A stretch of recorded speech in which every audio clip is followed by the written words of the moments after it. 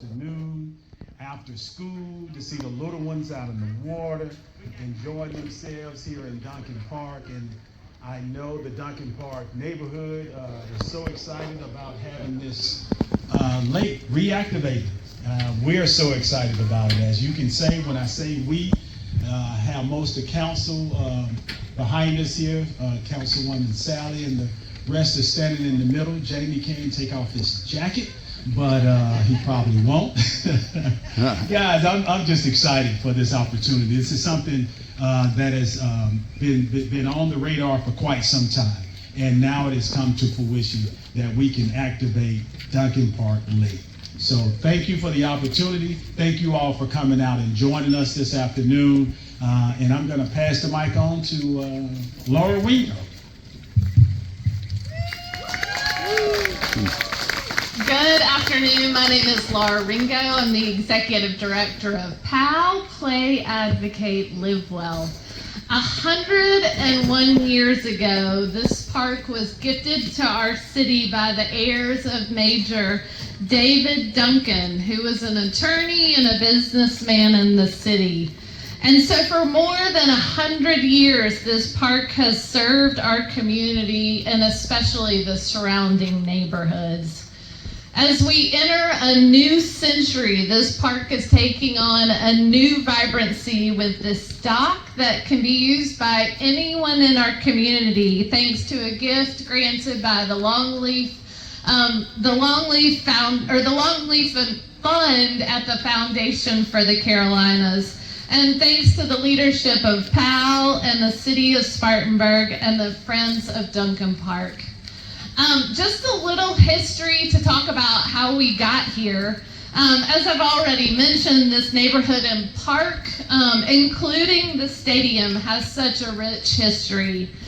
And as PAL was collecting trail counts, so we have infrared trail counters on all the trails around town, and we were looking at the ones here in Duncan Park, and the numbers were pretty low. Especially when you think about the fact that the Mary Black Foundation Rail Trail is just across Union Street and is getting more than 200,000 uses a year. And so we really started to think about how do we encourage more use down here? And part of our interest is we're building trails, or we've got trails over on that side, we're building trails over along the Fair Forest, and Duncan Park was really a great point of connection between the different trail segments. So we really started to think about a visioning process. We first started with some cleanup of invasive plants, and then we said, we need to do even more. And so applied to a grant to the National Park Service. There was a gentleman, Bill Lane, who came and worked with us for 2 years to create a vision. And we put together a steering committee, which has turned into the Friends of Duncan Park. John Ferris, I think I saw you. Where's John? John's been an incredible leader of this effort. John, we're so grateful for all that you've done to get us to this point. So thank you for so much work to engage folks. I'd also like to ask, if you are on the Friends of Duncan Park or were part of the original steering committee, if you'll raise your hand. Got some folks back there, over here. Thank you so much for all of your work. Kim and I did a lot of work to engage the community, to engage the neighborhoods, and so we asked people, what do you want to see to really make Duncan Park thrive? And probably the answers won't surprise you. They wanted to see new trails. They wanted to see the trails that were here look a little better. And they wanted to see the lake activated. And so we're excited to be able to be here and respond to the needs of the community. And I'll add that I think this is a learning process. We want this to be a win-win for everybody. And so if there are things that we need to tweak or pivots that we need to make, I think we're fully prepared to do that. A few more thank yous that I want to offer. One to the Department of Natural Resources that has helped us evaluate and improve the fish quality. Don't know much about fish, but I'm learning. Wofford College helped us with assessing the water quality. Pal, my colleagues and the board, and certainly the city team.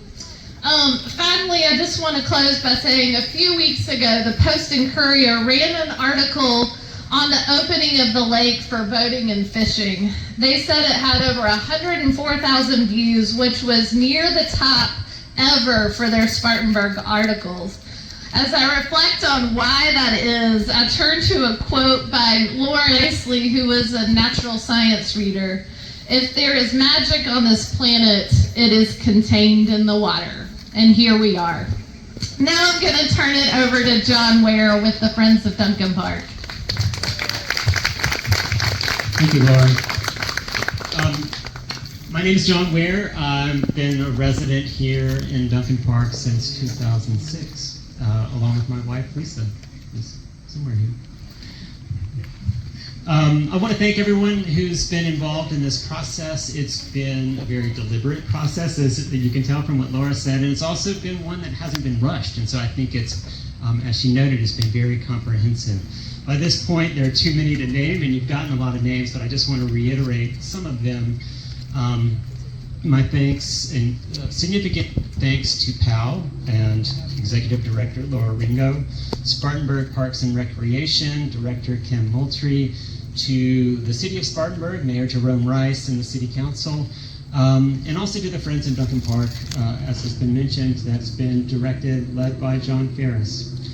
This consortium, Spartanburg Parks and Rec, PAL, the Friends of Duncan Park, saw in Duncan Park an opportunity to give residents a variety of ways to enjoy this great and historic location.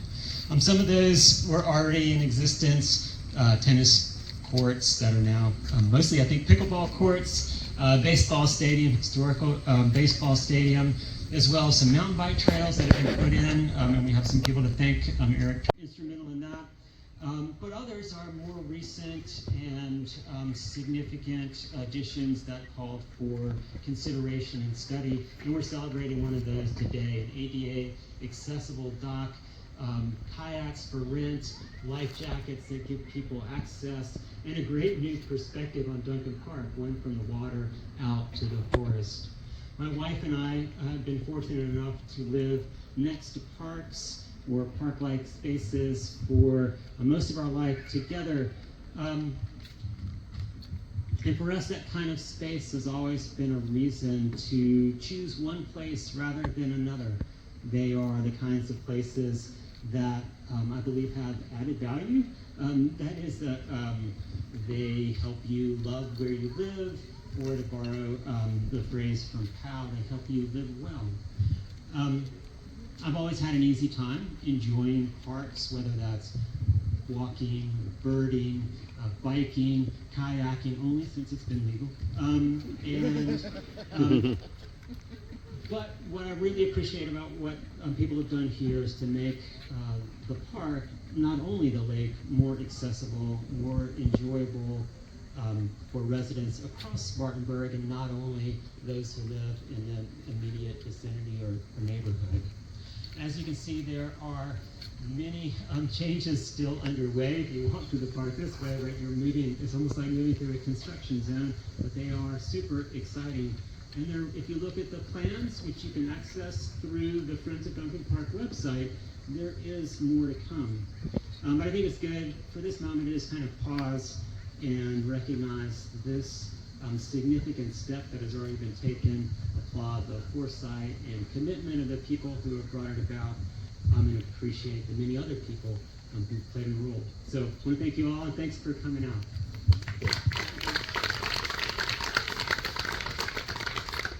My name is Kim Brown. I'm the Director of Parks, Recreation, and Special Events. Thank you all for being here. I think both John and Laura put into their own words what I truly believe is that parks make life better. And the Parks and Recreation staff We come in every day looking to make sure that we have the opportunity to make life better, not only here, but across the city of Spartanburg. I believe it was Mrs. Willarita who mentioned in our engagement session that Duncan Park should not be a place just to fish and kayak and play, but a place to build community. And from her memories, that's what we're looking to get back to. It's a perfect example of accessible, inclusive play right here, less than a 10-minute walk from so many people, and that's what we look to do, and that's what we've been charged to do. We are in a pilot program as far as what we're doing here, and we're looking always to intake information from the neighbors, from the community, and as Laura said, we can be able to tweak things as we go along. And in this process, we have some of our staff members here. If you're a city Parks and Rec staff person or a volunteer, if you would just wave your hands. We contracted with Whenever Water Sports, who provides the kiosks here for rentals, for kayaks, but then also people can come out and fish. And so we'll be here in the park daily, assessing what needs to be done. I think I'd also like to add, we just hired 2 Parks and Trail ambassadors who are in the hiring process. So you'll see them out around the park, and not only this trail, but other trails, helping us to get to that point where we can make sure our park spaces are safe and that we preserve the neighborhoods that surround them. There are 2 people that were winners of our giveaways for today is Jarrett Scoggins and Miss Naomi McKissick. Are they here? Hey, Jarrett. Oh, he's here also. So our staff, we put some things on social media to have people come down and scan the code to be able to win some prizes. So Jarrett has a complete fishing package there, and Miss McKissick, she actually won a kayak.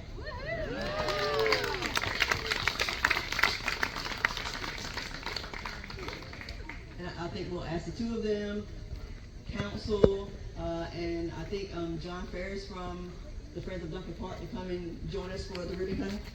Come on up. You're gonna help cut chilling over there? Oh yeah. Now pull it. Open it up. Come on.